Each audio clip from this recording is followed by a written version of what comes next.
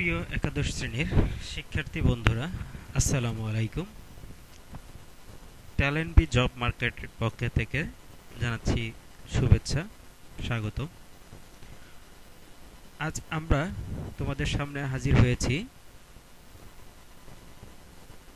ICT তথ্য ও যোগাযোগ প্রযুক্তি একাদশ ও দ্বাদশ শ্রেণীর শিক্ষার্থীদের জন্য আইসিটি বিষয় অর্থাৎ তথ্য ও যোগাযোগ প্রযুক্তি বইটির তৃতীয় ক্লাস গ্লোবাল ভিলেজ বিশ্বায়নের যে অধ্যায়, এই অধ্যায়ের তৃতীয় ক্লাসের নিয়ে ইতিপূর্বে প্রথম দ্বিতীয় ক্লাস নিয়ে আমরা আলোচনা করেছি। আজকে তৃতীয় ক্লাসে সবাইকে স্বাগতম। বইটির সংস্করণ ঢাকা বোর্ড শিক্ষা বোর্ড কর্তৃক অনুমোদিত FM নুরুন নবীর। হয়তো অনেকেই তোমরা সংরক্ষণ করেছ। এই বই থেকে তার স্লাইড শোর মাধ্যমে ভিডিও সংস্করণে পরিণত করা হচ্ছে।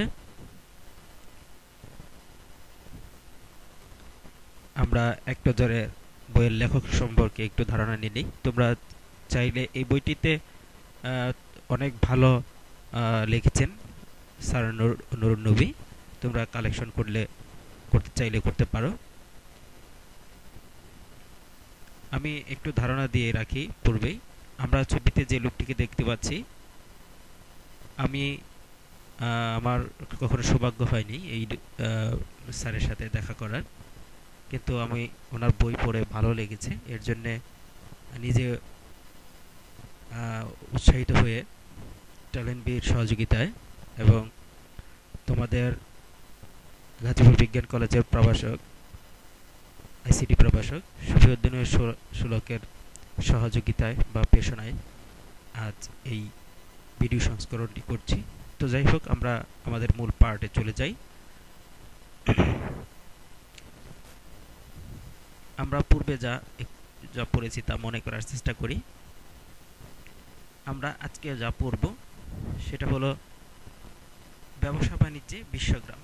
আমরা একটা প্রথম ক্লাসে, তোমরা মনে করতে পারো কিনা, একটা গ্রাফিক চিত্র দেখেছিলাম। সেখানে কিন্তু এই ব্যবসা বাণিজ্যে বিশ্বগ্রাম সেটা ছিল। আর আজকে আমরা এটার বিশদ আলোচনা করব। এই ব্যবসা বাণিজ্যে কিভাবে এই বিশ্বগ্রাম বা যোগাযোগ কমিউনিকেশন সিস্টেম এটা প্রয়োগ করা হয়েছে বা ব্যবহৃত হয় সেই সম্পর্কে আমরা আলোচনা করব। এই বিষয়ে আমরা এখান থেকে যা শিখতে পারবো, ব্যবসা বাণিজ্যে বিশ্বগ্রামের ভূমিকা ব্যাখ্যা করতে পারবো, ব্যবসা বাণিজ্যে বিশ্বগ্রামের বিষয়সমূহ ব্যাখ্যা করতে পারবো। আমরা ছবিগুলোর দিকে তাকাই। এই ছবিতে দেখা যাচ্ছে একজন মোবাইল হাতে নিয়ে, কাঁঠালের বাজার, মোবাইল হাতে নিয়ে দাঁড়িয়ে আছে। আরেকটা ছবিতে দেখছি আমরা বিভিন্ন মনে হচ্ছে তারা হয়তো কোনো অফিসের চাকরিজীবী। ব্যবসায় ক্ষেত্রে তথ্য প্রযুক্তির নিজস্ব ধারণা বিশ্বব্যাপী ই কমার্স সৃষ্টি করেছে। বিশ্বব্যাপী ব্যাংক ব্যবস্থাপনা, লেনদেন, ই কমার্স ব্যবহৃত হচ্ছে। কেন্দ্রীয় ব্যাংক বিভিন্ন অর্থনৈতিক প্রতিষ্ঠান নিয়ন্ত্রণের জন্য অনলাইন ব্যবস্থা কাজ করছে। ব্যাংকে আমদানিকারীদের তথ্য সংরক্ষণ ও হিসাব নিকাশ তথ্য প্রযুক্তির ব্যবহার হচ্ছে।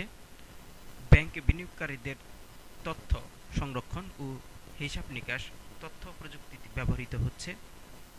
দেশে বিদেশে অর্থ আদান প্রদানের কাজে তথ্য যোগাযোগ প্রযুক্তি ব্যবহৃত হচ্ছে। আমদানি রপ্তানির ক্ষেত্রে এলসি করতে আর্থিক এই তথ্য ব্যবহৃত হচ্ছে। শেয়ার হোল্ডার সব লেনদেন সক্রিয়ভাবে তথ্য প্রযুক্তির মাধ্যমেই করা হচ্ছে।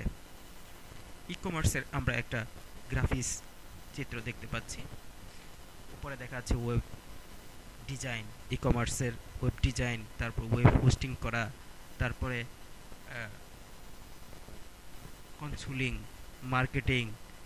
এই পর্যায়ে আমরা মার্কেটিংকে আবার অনেকে এসইউ, সার্চ ইঞ্জিন অপটিমাইজেশন যেটা, এটাকে বলে থাকে। Accounting service, credit card processing, payment গ্যাজুয়াল, মার্কচার্ট অ্যাকাউন্টিং, ঠিক চক্রাকারে এই ই কমার্সটা চলে আসছে। আমরা কিভাবে এই টাকা প্রসেস হয়, একটা ওয়েবসাইট করব, ওয়েবসাইট হোস্টিং করব, হোস্টিং করার পরে সেটাকে কাস্টমাইজ করে আনবো বা কাস্টিং করে আনবো।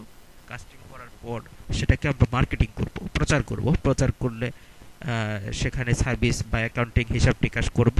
হিসাব টিকাস করার পর সেটাকে যখন আমাদের ব্যালেন্স আসবে সেটা বা ক্রেডিট কার্ডের মাধ্যমে প্রসেস করব, ক্রেডিট কার্ড আনবো। ক্রেডিট কার্ড তারপর আমরা এটাকে পেমেন্ট করব, পেমেন্ট হাতে আনবো। এই পদ্ধতি টোটাল একটা চক্রাকার একটা পদ্ধতি। আমরা যেভাবে একটা প্রতিষ্ঠান বা কনজিউমার প্রোডাক্ট হোক আর যে কোনো একটা প্রতিষ্ঠান, ছোট একটা প্রতিষ্ঠান হলেও একটা চক্রাকার প্রোডাকশন। তোমরা যারা ব্যবসায়ী বাণিজ্য শাখায় লেখাপড়া করো তারা হয়তো জানবা যে একটা বিষয় আছে যেটা হলো তোমাদের বিজনেসের একটা চক্রাকার, উৎপাদকের যে একটা চক্রকে উৎপাদন প্রক্রিয়া, সেইটাই এই ওয়েবসাইটটা তোমার উৎপাদনের প্রোডাক্ট, সেটা একটা প্রক্রিয়ায় তুমি একটা ইনকাম আয় বা অর্থ আয় করার সিস্টেম। বিজনেস ইলেকট্রনিক ডিভাইস ব্যবহার করে সংগঠিত লেনদেনকে ই কমার্স বলে। ই কমার্স কি আমরা একটা ধারণা নেই এখান থেকে, আবার আমরা একটু চোখ বোলাই। বিজনেস ইলেকট্রনিক ডিভাইস, বিজনেসে আমাদের ব্যবসায়কে ইলেকট্রনিক ডিভাইস, যে ইলেকট্রনিক আমরা যে সমস্ত device, mobile phone, computer device, network, যে সমস্ত বিষয় ব্যবহার করি, এগুলো ব্যবহার করে যে লেনদেন করা হয় সেগুলো ই কমার্স বলে। ই কমার্সের সুবিধা কি কি আছে আমরা একটু জেনে নেই। ই কমার্সের সুবিধা হলো কোনো শোরুম লাগে না। যেমন এই যে আমি কিছুদিন আগে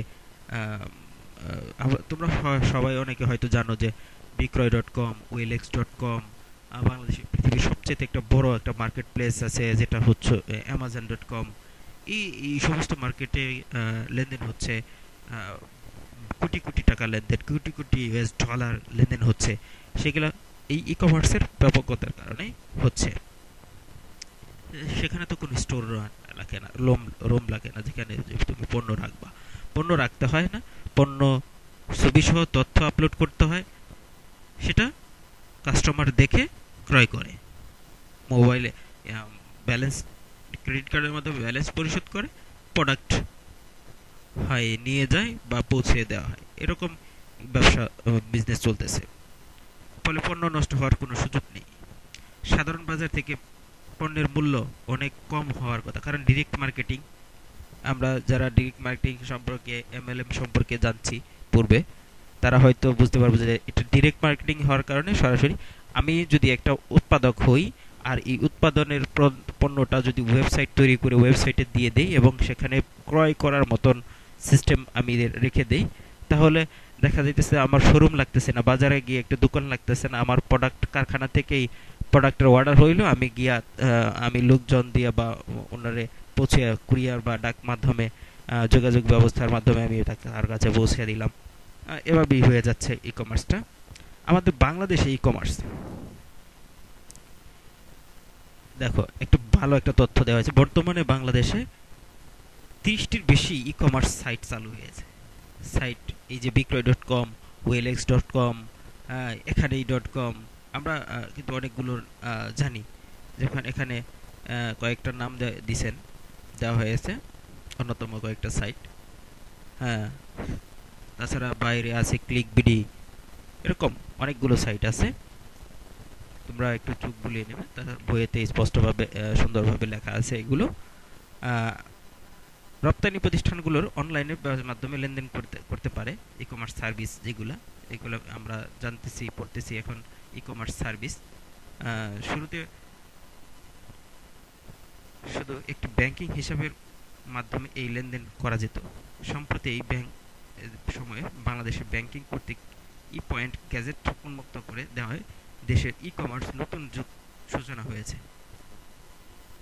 পণ্য চলে আসতেছে, আমরা গ্রাফিক্সে একটা চিত্র দেখতে পারতেছি যে কাস্টমার বাড়িতে বসে আছে, সেখান থেকে অর্ডার করছে।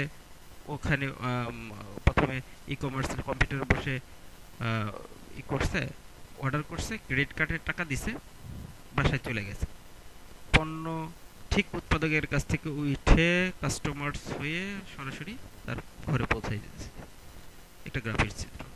অনলাইন শপিং, অনলাইনেও এখন শপিং করা যাচ্ছে। কিভাবে করা যাচ্ছে? আমি অর্ডার করলাম, যে চিত্রটা আমরা দেখলাম, আমি অর্ডার করলাম, পণ্য আমার কাছে এসে দিয়ে যাচ্ছে। ডোর টু ডোর একটা কোম্পানি ছিল, তোমাদের হয়তো এখন কোম্পানিটা অফ হয়ে গেছে, কারণ তখন ওটা যখন বাংলাদেশে শুরু হয় তখন ই কমার্সের কোনো প্রচলনই ছিল না। ফার্স্ট আমার জানা মতে, আমি আমার দেখা মতে, এই ডোর টু ডোর নামে একটা প্রতিষ্ঠান ছিল, যারা অর্ডার নিত এবং সরাসরি প্রোডাক্ট তাদের বাসায় ডেলিভারি দিত খুব অল্প সময়ে। দেখো এখানে একটু একটু একটু মনিটরে চোখ বুলিয়ে নাও, কি লেখা আছে।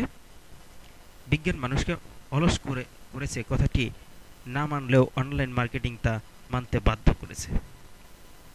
আগে যে জিনিসটি কিনতে হতো বাজারে বা দোকানে যেতে হতো, এখন তা কোনো দোকান দরকার নেই। ঘরে বসেই যে কোনো শপিং মলে ওয়েবসাইট অর্ডার করলে ক্রেডিট কার্ড নাম্বার দিলেই জানিয়ে দেয়, ক্রেডিট নাম্বার জানিয়ে দিয়ে কিছুক্ষণের মধ্যেই সব কিছু হাজির। সার্ভিস কিভাবে এই সার্ভিসটি আমরা অনলাইন শপিং সার্ভিস কিভাবে হয়? অর্ডার করা মাত্র পণ্য পাঠিয়ে দেওয়া হয়। অর্ডার করলেই, পেমেন্ট করলেই পণ্য পাঠিয়ে দেওয়া হয়। কোনো অভিযোগ থাকলে জানতে পারে, পণ্যের মান সন্তুষ্ট না হলে ফেরত দিতে পারে। কাউকে গিফট করতে চাইলে ইন্টারনেট পেমেন্ট করে দিলে তা গিফট পাঠিয়ে দেওয়া হয়।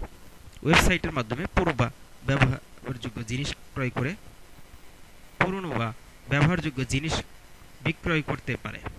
এই যে আমরা OLX.com বা বিক্রয়.com আমরা যা করি, এখানে এই .com এ করি, এটা কিভাবে প্রসেসিং হয় তা আমরা একটু জানি। এটা কিভাবে প্রসেসিং হয় অনলাইন শপিংটা? খুব সহজেই প্রয়োজনীয় কেনাকাটা সারা সারা যাবে অনলাইনে, যদি সঙ্গে থাকে কম্পিউটার আর ইন্টারনেট সংযোগ। অনলাইনে বিক্রয়কারী নির্দিষ্ট পণ্যের ওয়েবসাইট হোম পেজে থেকে পণ্য পছন্দ করতে হবে। এরপর মূল্য পরিশোধ প্রক্রিয়ায় পণ্য বাছাইয়ের পর একটি নির্দিষ্ট ওয়েব পেজে গিয়ে পণ্যের মূল্য পরিশোধ করতে হবে। এই পেজে সাধারণত ওয়েব পেজ থাকে অনেক নিরাপদ। এই পেজটি সাধারণত ওয়েব পেজ থেকে অনেক বেশি নিরাপদ। সাধারণত যেসব ব্যাংক বা অনলাইন পেমেন্ট সুবিধা প্রদান করে, এই ওয়েব পেজটি হচ্ছে ওই প্রতিষ্ঠানের অ্যাপ্লিকেন্স প্রোগ্রাম ইন্টারসেপ্ট। লেনদেন প্রক্রিয়া সম্পন্ন হলে ওয়েবসাইট কর্তৃক গ্রাহকের কাছে নির্দিষ্ট পণ্য পৌঁছে দেওয়া হয়। কর্তৃপক্ষ নির্দিষ্ট ব্যাংকিং সময়ে বাইরে টাকা তোলার সীমাবদ্ধতা কাটিয়ে উঠতে তৈরি হয়েছে এটিএম বুথ।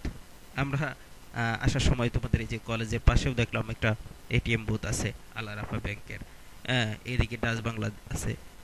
সেই এটিএম বুথে আমি রাত 12টায় গিয়েও কিন্তু টাকা তুলতে পারি, সেই বিষয়টা এখানে তুলে ধরা হয়েছে। আর ক্রেডিট কার্ড, যে বিষয়ে ক্রেডিট কার্ড অংশে, আর টাকা না থাকলে রয়েছে ক্রেডিট কার্ড সুবিধা। ক্রেডিট মানে আমার টাকা নাই, অ্যাকাউন্টে টাকা নাই, কিন্তু না থাকলেও টাকা অতিরিক্ত ওভারটপ করা যাবে, আবার টাকা উত্তোলন করা যাবে, যেটাকে ফলে নগদ টাকার ঝুঁকি অনেকাংশে কমে গেছে। আগে শুধু বিদেশে ক্রেডিট কার্ড ব্যবহার করে অনলাইনে পছন্দ মতো কেনাকাটা করা যেত, সেই সুবিধা এখন আমাদের হাতের নাগালে। এখন ঘরে বসেই ক্রেডিট কার্ড ব্যবহার করে কেনাকাটা করা যাচ্ছে পছন্দ মতো। ডেবিট বা ক্রেডিট কার্ড একটি বিশেষ যন্ত্র প্রবেশ করানো হলে, হ্যাঁ, সেটি শপিং ব্যাংকের সংশ্লিষ্ট ব্যাংকের সংযুক্ত হয়। এরপর ইলেকট্রনিক পদ্ধতিতে কার্ড হিসাব থেকে টাকা দোকানে বা বিক্রেতা হিসেবে চলে যায়। 2009 সালের নভেম্বর মাসে বাংলাদেশ ব্যাংক অনলাইন কেনাকাটার অনুমতি দেয়। এরপর থেকেই ব্যাংকগুলো এর নিয়ে কাজ শুরু করে। ডাচ বাংলা ব্যাংক প্রথম সুবিধা চালু করে, পরবর্তী সময়ে পূর্ণাঙ্গ রূপে এই সুবিধা দিচ্ছে ব্র্যাক ব্যাংক লিমিটেড। ব্র্যাক ব্যাংক লিমিটেড ও ভিসা সংবলিতভাবে দেশের একটি ই কমার্স ব্যবস্থা। ব্র্যাক ব্যাংক লিমিটেড ও ভিসা সংবলিতভাবে দেশের ই কমার্স ব্যবস্থা চালু করেছে। ফলে সাধারণ গ্রাহক ব্র্যাক ব্যাংক বা অন্য কোনো ব্যাংকের ইস্যু করা ভিসা কোনো সংবলিত যে কোনো কার্ড ব্যবহার করে অনলাইনে পণ্য ক্রয় সুযোগ পাওয়া যায়।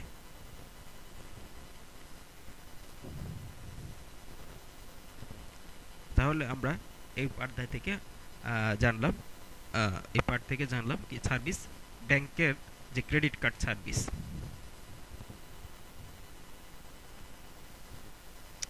এখানে নিচে কালো অংশে আমরা একটা বিষয় জানলাম, যেটা একটু মার্ক করে রাখি, যে তোমাদের এই বিষয়টা বাস্তবিক জীবনে অনেকেই যারা ক্রেডিট কার্ড করছো বা করবা, তারা ব্র্যাক ব্যাংকের যদি তোমার একটা ভিসা কার্ড থাকে, সেই কার্ডটা কিন্তু অন্য একটা ব্যাংকেও, আমারও ব্যাংক কার্ড আছে, সেটা আমি ইউজ করছি যমুনা ব্যাংকে।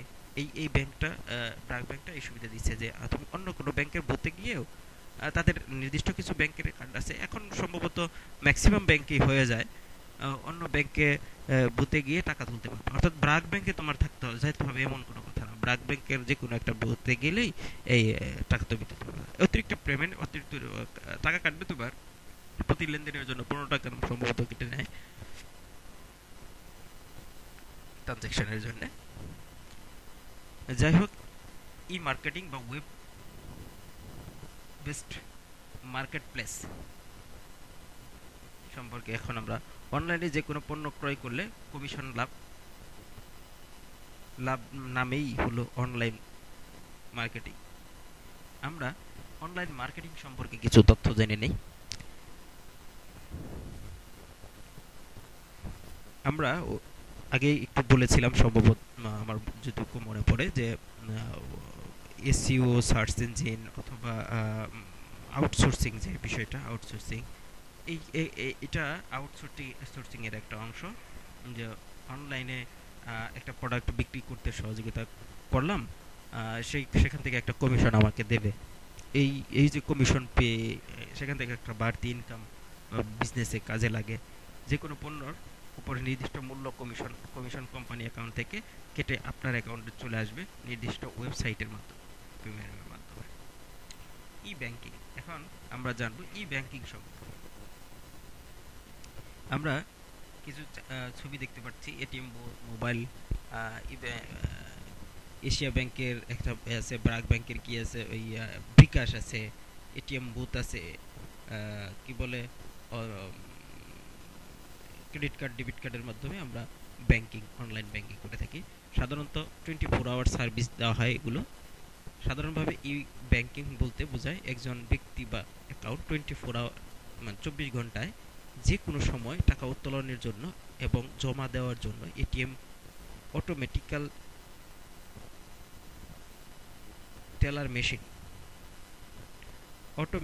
টেলার মেশিন এর মাধ্যমে এক্সচেঞ্জ নেওয়াকে।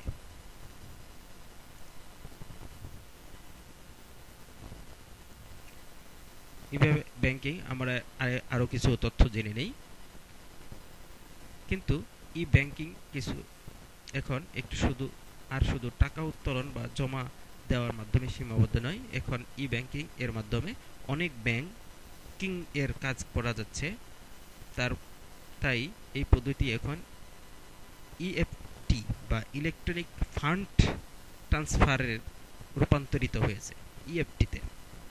এটিএম যেটা ছিল এটাকে এখন ইএফটিতে পরিণত হয়েছে, ইলেকট্রনিক ফান্ড ট্রান্সফারে পরিণত হয়েছে। যেমন আমার বিকাশ আছে, বিকাশে আমি আমার ফান্ড মোবাইল অ্যাকাউন্টে তুলে নিলাম, তুলে গেল বাংলালিংক অফিসে, ফান্ডে চলে গেল। এজেন্ট সার্ভিস, মোবিকাশ, মোবাইল, ট্রাস্ট ব্যাংকের যেটা ফোন ব্যাংকিং, ব্যাংক থেকে ব্যাংকের ওয়্যার ট্রান্সফার, এক ব্যাংক থেকে আরেকটি ব্যাংকে টাকা পাঠানোর পদ্ধতি। আপনি যার কাছে অর্থ পাবেন তিনি তার ব্যাংক অ্যাকাউন্ট থেকে টাকা তুলবেন, সেটা জমা হবে আপনার অ্যাকাউন্টে, ব্যাংক অ্যাকাউন্টে।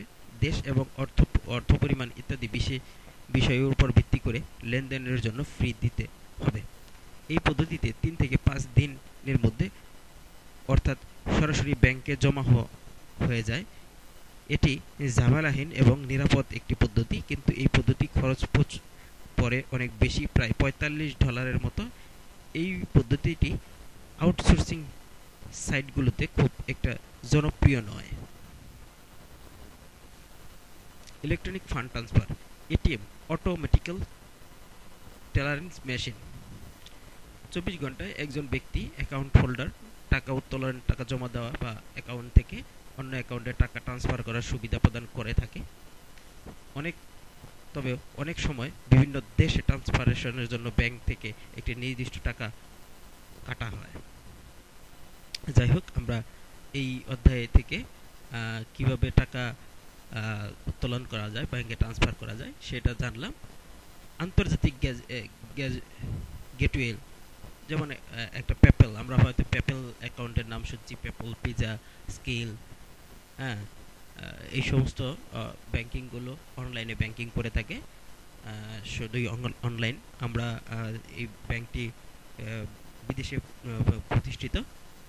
আমরা বাংলাদেশে বসে ডলার মাধ্যমে পেমেন্ট উত্তোলন করতে পারি বা বাংলাদেশে বসে এটা টাকা ট্রান্সফার করতে পারি।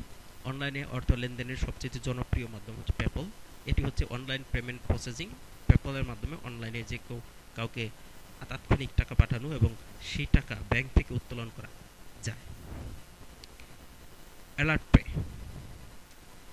পে ঠিক পেপ্যালের মতোই একটা ওয়েবসাইট, পেপ্যালের মতোই একটা পদ্ধতি।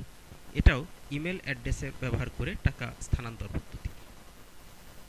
আমাদের অ্যাকাউন্টে জমা হওয়া টাকা ব্যাংকের মাধ্যমে কিংবা চেক আর ট্রান্সফার, ডেবিট ক্রেডিট কার্ডের মাধ্যমে ওঠানো হয়। এছাড়া কয়েকটি দেশের জন্য আরেক তাদের নিজস্ব কার্ড রয়েছে। বাংলাদেশ থেকে অ্যালার্ট প্রেস ব্যবহার করা যায়। অ্যালার্ট পে ব্যবহার করা যায়। এর 3 ধরনের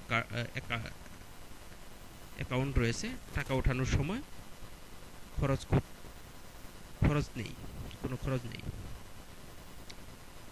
মানি বুকার্স, যে সমস্ত প্রতিষ্ঠান টাকা উত্তোলনের জন্য সহযোগিতা করে তাদেরকে মানি বুকার্স বলে। মানি বুকার্স হচ্ছে ইন্টারনেট ভিত্তিক অর্থ লেনদেনের নিরাপত্তা, ঝামেলাবিহীন বা সাশ্রয়ী একটি মাধ্যম। পেপ্যাল পরেই মানি বুকার্স জনপ্রিয় পেমেন্ট প্রসেসিং। এখানে ইমেল অ্যাড্রেস ব্যবহার করে টাকা লেনদেন করা হয়। বাংলাদেশে মানি বুকার্স ব্যবহার করা যায়, তবে এর জনপ্রিয়তা এবং পেপ্যালের থেকে কম। ফলে যে কোনো কোম্পানি এই ব্যবস্থা ব্যবহার করে কেবলমাত্র তার সাথে লেনদেনের কাজ করতে পারেন। সদস্য হতে টাকা দিতে হয় না, তবে প্রতিটি লেনদেন থেকে সার্ভিস চার্জ হিসেবে কিছু টাকা কেটে নেওয়া হয়। নিজস্ব ব্যাংক অ্যাকাউন্ট থেকে এখানে জমা হওয়া টাকা ওঠানো যায়। যাই হোক, তোমরা এই বিষয়টি একটু মনোযোগ দিয়ে পড়ে নেবে, কারণ মানি বুকার্স বিষয়টি বা পেপ্যাল কার্ডের বিষয়টি একটু গুরুত্বপূর্ণ। পরীক্ষার জন্য তোমাদের ওয়ান টেস ইউনিটি ব্যবহার করে অনলাইনের বা ফোনের মাধ্যমে আমরা ঠিক লেনদেন করতে পারি।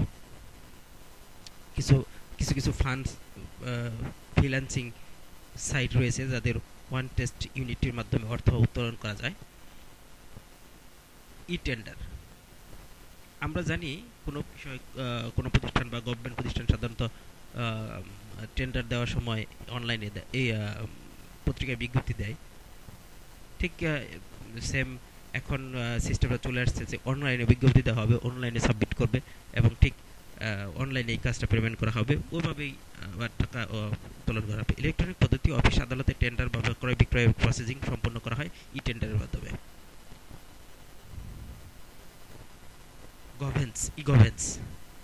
ই-গভর্নেন্সটা দেখি কি, ই-কমার্স। ই-গভর্নেন্সটা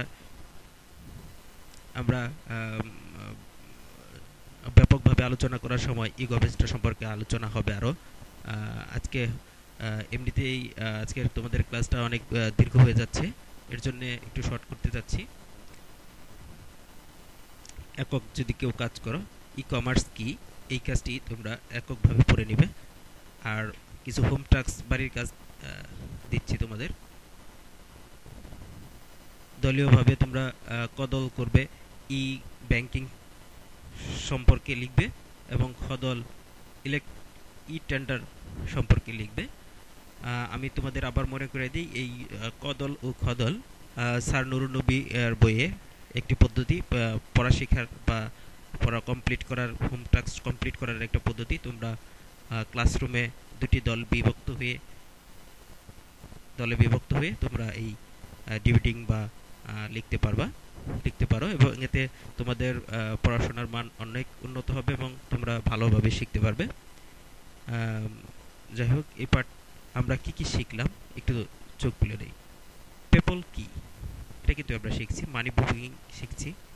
হ্যাঁ, এখন বাড়ির কাজ, বাড়িতে গিয়ে আমরা কি করব? ব্যবসা বাণিজ্যে বিশ্বগ্রাম এর ভূমিকা ব্যাখ্যা করো। আমরা কিন্তু এই ভূমিকা সম্পর্কে প্রথমেই আলোচনা করছি, এবং সেটা তোমরা ক্লাসরুমে আরেকটু ভালোভাবে, ব্যাপকভাবে যেটুকু তোমরা জেনে নেবে লাইভ ক্লাসরুমে, এবং বই থেকে কিছু পড়ে নেবে, যাতে তোমরা গুছিয়ে পরীক্ষার খাতায় কিছু লিখতে পারো। স্যার কিছু তোমাদের জন্য উপদেশ দিয়েছেন, তার মনিটর স্ক্রিনে আছে। টাকা দিয়ে গাড়ি কেনা যায়, কিন্তু সময় নয়। টাকা দিয়ে প্রসার গড়া যায়, কিন্তু শান্তি নয়। টাকা দিয়ে গাড়ি কেনা যায়, কিন্তু সত্যি নারী নয়।